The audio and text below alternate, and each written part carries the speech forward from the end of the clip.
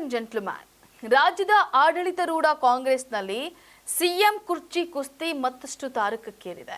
ಈ ಬೆನ್ನಲ್ಲೇ ಬಿಜೆಪಿಯಲ್ಲೂ ಕ್ಷಿಪ್ರ ಕ್ರಾಂತಿಯ ಮುನ್ಸೂಚನೆ ಸಿಗ್ತಾ ಇದೆ. ಇದು ಬಿಜೆಪಿ ರಾಜ್ಯಾಧ್ಯಕ್ಷ ಬಿವೈ ವಿಜಯೇಂದ್ರ ಹಾಗೂ ಅವರ ಬೆಂಬಲಿಗರನ್ನ ಆತಂಕಕ್ಕೆ ಈಡು ಮಾಡಿದೆ. ಇದಷ್ಟೇ ಅಲ್ಲದೆ ಬಿಜೆಪಿ ಹೈಕಮಾಂಡ್ ನಾಯಕರನ್ನೇ ಆತಂಕಕ್ಕೆ ಈಡು ಮಾಡಿದೆ. ಇಷ್ಟಕ್ಕೂ ಬಿಜೆಪಿಯಲ್ಲಿ ಆಗ್ತಾ ಇರುವಂತಹ ಆ ಕ್ರಾಂತಿಯಾದ್ರೂ ಏನು? ಅದು ಕೇವಲ ವಿಜಯೇಂದ್ರ ಮಾತ್ರವಲ್ಲದೆ ಹೈಕಮಾಂಡ್ ನಾಯಕರನ್ನ ಆತಂಕಕ್ಕೀಡು ಮಾಡಿರೋದು ಯಾಕೆ? ಎಸ್ ವೀಕ್ಷಕರೇ, ನೆಲ ಜಲ ಭಾಷೆಗಾಗಿ ಪ್ರಾಮಾಣಿಕ ಪತ್ರಿಕೋದ್ಯಮ. ನೀವು ನೋಡ್ತಾ ಇದ್ದೀರಾ ಫೋಕಸ್ ಟಿವಿ. ನಾನು ಪವಿತ್ರ.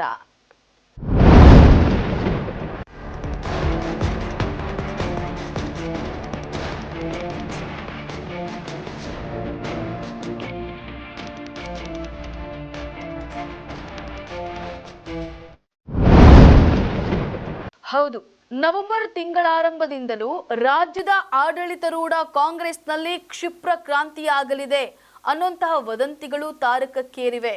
ಸಿಎಂ ಕುರ್ಚಿಗಾಗಿ ಸಿದ್ದರಾಮಯ್ಯ ಹಾಗೂ ಡಿಕೆ ಶಿವಕುಮಾರ್ ಅವರಿಬ್ಬರ ಕಾದಾಟಕ್ಕೆ ವೇದಿಕೆಯಾಗಿದೆ. ಇವರಿಬ್ಬರಷ್ಟೇ ಅಲ್ಲದೆ ಬೆಂಬಲಿಗ ಶಾಸಕರ ಸಂಘರ್ಷಕ್ಕೂ ವೇದಿಕೆಯಾಗಿದೆ. ಈ ಮಧ್ಯೆ ಪ್ರತಿಪಕ್ಷ ಬಿಜೆಪಿಯಲ್ಲೂ ಚಟುವಟಿಕೆಗಳು ಗರಿಗೆದರಿವೆ. ದಕ್ಷಿಣ ಭಾರತದ ಬಿಜೆಪಿ ಭೀಷ್ಮ ಬಿಎಸ್ ಯಡಿಯೂರಪ್ಪ ಅವರ ಪುತ್ರ ಶಾಸಕ ಬಿವೈ ವಿಜಯೇಂದ್ರ ಬಿಜೆಪಿ ರಾಜ್ಯಾಧ್ಯಕ್ಷರಾಗ್ತಾ ಇದ್ದಂತೆ ಸಿಡಿದೆದ್ದಿದ್ದಂತಹ ಬಿಜೆಪಿಯ ರೆಬಲ್ಸ್ ಮತ್ತೊಂದು ಸಮರವನ್ನ ಸಾರಿದ್ದಾರೆ. ಶತಾಯ ಗತಾಯ ವಿಜಯೇಂದ್ರ ಅವರನ್ನ ರಾಜ್ಯಾಧ್ಯಕ್ಷ ಹುದ್ದೆಯಿಂದ ಕೆಳಗಿಳಿಸಲೇಬೇಕು ಅಂತ ಹೇಳಿ ಶಪಥವನ್ನ ಮಾಡಿದ್ದಾರೆ.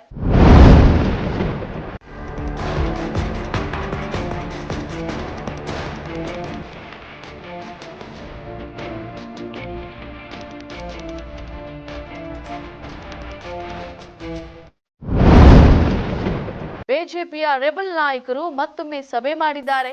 ವಿಜಯೇಂದ್ರ ಅವರನ್ನ ಕೆಳಗಿಳಿಸಲು ಇದು ಸಕಾಲ ಅಂತ ಹೇಳಿ ಅವರು ಚರ್ಚೆಯನ್ನ ನಡೆಸಿದ್ದಾರೆ.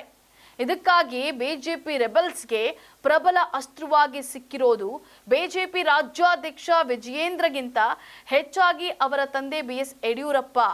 ಹೌದು, ಈ ಹಿಂದೆ ಯಡಿಯೂರಪ್ಪ ಸಿಎಂ ಪದತ್ಯಾಗ ಮಾಡಬೇಕಾದ ಅನಿವಾರ್ಯ ಪರಿಸ್ಥಿತಿ ಎದುರಾದಾಗ ತಮ್ಮ ಪುತ್ರನನ್ನ ಬಿಜೆಪಿ ರಾಜ್ಯಾಧ್ಯಕ್ಷ ಮಾಡುವಂತೆ ದೆಹಲಿ ದೊರೆಗಳಿಗೆ ಷರತ್ತು ಹಾಕಿಯೇ ಸಿಎಂ ಕುರ್ಚಿಯಿಂದ ಕೆಳಗಿಳಿದಿದ್ರು.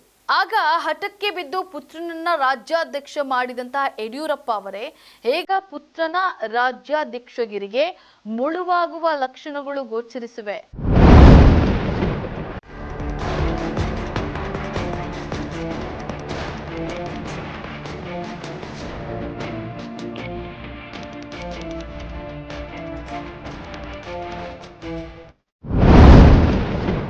ಇಷ್ಟಕ್ಕೂ ಪುತ್ರನನ್ನ ರಾಜ್ಯಾಧ್ಯಕ್ಷ ಮಾಡಿದ ರಾಜ ಹುಲಿಗೆ ಈಗ ಹೇಗೆ ಪುತ್ರ ವಿಜಯೇಂದ್ರ ರಾಜ್ಯಾಧ್ಯಕ್ಷ ಹುದ್ದೆಗೆ ಮುಳುವಾಗ್ತಾ ಇದ್ದಾರೆ ಅನ್ನೋದನ್ನ ನೋಡೋದಾದ್ರೆ ಅದು ಬೇರೇನೂ ಅಲ್ಲ, ಅದು ತಮ್ಮ ವಿರುದ್ಧದ ಫೋಕ್ಸೋ ಪ್ರಕರಣ. ಇದು ಹೇಗೆ ಅಂದ್ರೆ ಇದೇ ಈಗ ಕಾಂಗ್ರೆಸ್ಸಿಗರಿಗಿಂತ ಹೆಚ್ಚಾಗಿ ಬಿಜೆಪಿಯೊಳಗಿನ ವಿಜಯೇಂದ್ರ ವಿರೋಧಿಗಳಿಗೆ ಪ್ರಬಲ ಅಸ್ತ್ರವಾಗಿದೆ. ಈ ಪ್ರಕರಣದಲ್ಲಿ ಆರೋಪಿಯಾಗಿರುವಂತಹ ಯಡಿಯೂರಪ್ಪ ಏನಾದ್ರೂ ದೋಷಿ ಅಂತ ಹೇಳಿ ಸಾಬೀತಾದ್ರೆ ಅದನ್ನೇ ನಪಿವಾಗಿಸಿಕೊಂಡು ಅವರ ಪುತ್ರ ವಿಜಯೇಂದ್ರ ರಾಜ್ಯಾಧ್ಯಕ್ಷ ಗಿರಿಯನ್ನ ತಪ್ಪಿಸಲು ಬಿಜೆಪಿ ರೆಬಲ್ಸ್ ಯೋಜನೆಯನ್ನ ರೂಪಿಸಿದ್ದಾರೆ ಎನ್ನಲಾಗಿದೆ. ಇದಕ್ಕಾಗಿ ಮತ್ತೊಮ್ಮೆ ರೆಬಲ್ಸ್ ಸಭೆ ಮಾಡಿ ಈ ಬಗ್ಗೆ ಚರ್ಚೆ ನಡೆಸಿದ್ದಾರೆ ಅಂತ ಹೇಳಲಾಗ್ತಾ ಇದೆ.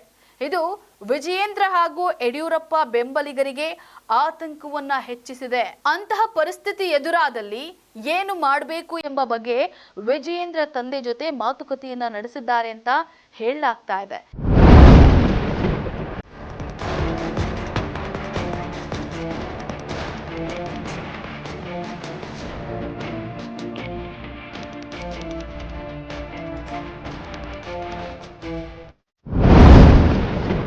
ಇನ್ನು ರೆಬಲ್ ಸಭೆ ನಡೆಸಿದ ಮಾಹಿತಿ ಸಿಗ್ತಾ ಇದ್ದಂತೆ ಅಲರ್ಟ್ ಆಗಿರುವಂತಹ ವಿಜಯೇಂದ್ರ, ನಾನು ಪಕ್ಷ ಸಂಘಟನೆಗೆ ಎಲ್ಲಾ ಅಗತ್ಯ ಶ್ರಮ ವಹಿಸಿದ್ದೇನೆ, ನನಗೆ ಹಿರಿಯರ ಆಶೀರ್ವಾದ ಇದೆ, ಅಧ್ಯಕ್ಷನಾಗಿ ನಾನೇ ಮುಂದುವರಿಯುತ್ತೇನೆ ಅಂತ ಹೇಳಿ ತಿಳಿಸಿದ್ದಾರೆ. ಉತ್ತರ ಬಿಟ್ಟರೆ ಅವರಿಂದ ಏನೂ ಕೂಡ ನೀವು ನಿರೀಕ್ಷಣೆ ಮಾಡೋದಕ್ಕೆ ಸಾಧ್ಯ ಇಲ್ಲ. ಗೃಹ ಸಚಿವರು ಇವತ್ತು ರಾಜ್ಯದಲ್ಲಿ ಇದ್ದಾರಾ ಅನ್ನೋ ಪ್ರಶ್ನೆ ಇವತ್ತು ಜನಸಾಮಾನ್ಯರು ಮಾಡುವಂತ ಪ್ರಶ್ನೆ ಇವತ್ತು ನಿರ್ಮಾಣ ಆಗಿದೆ. ಹಾಗಾಗಿ ಇವತ್ತು ಯಾವ ಒಟ್ಟಾರೆ ಬಿಜೆಪಿ ರೆಬಲ್ ಸಭೆ ನಡೆಸಿರೋದು ಭಾರಿ ಚರ್ಚೆಗೆ ಈಡಾಗಿದೆ. ವಿಜಯೇಂದ್ರ ಬೆಂಬಲಿಗರ ಆತಂಕವನ್ನ ಹೆಚ್ಚಿಸಿದೆ. ಆದರೆ ಬಿಜೆಪಿಯೊಳಗಿನ ವಿಜಯೇಂದ್ರ ವಿರೋಧಿಗಳ ಈ ತಂತ್ರ ಫಲಿಸುತ್ತಾ? ಅದನ್ನೆಲ್ಲ ವಿಜಯೇಂದ್ರ ಹೇಗೆ ಸಮರ್ಥವಾಗಿ ಎದುರಿಸ್ತಾರೆ ಅನ್ನೋದೇ ಸದ್ಯದ ಕುತೂಹಲ. ಇದಾಗಿತ್ತು ಫೋಕಸ್ನ ಸ್ಪೆಷಲ್ ರಿಪೋರ್ಟ್. ನೆಲ ಜಲ ಭಾಷೆಗಾಗಿ ನೋಡ್ತಾ ಇರಿ ಫೋಕಸ್ ಟಿವಿ.